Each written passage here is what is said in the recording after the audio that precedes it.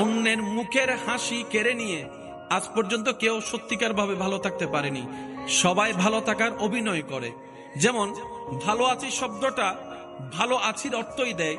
এটাই যদি বোঝা যায়, আপনি যদি দৈনিক 1000 মানুষকে কেমন আছেন জিজ্ঞেস করেন, সবারই উত্তর কম বেশি 19-20 হয়ে ভালো আছি শব্দটাই বের হবে।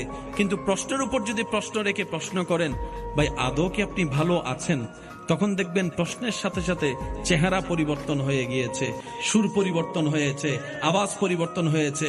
মনে রাখবেন, ভালো আছি অর্থ সবসময় ভালো থাকা নয়।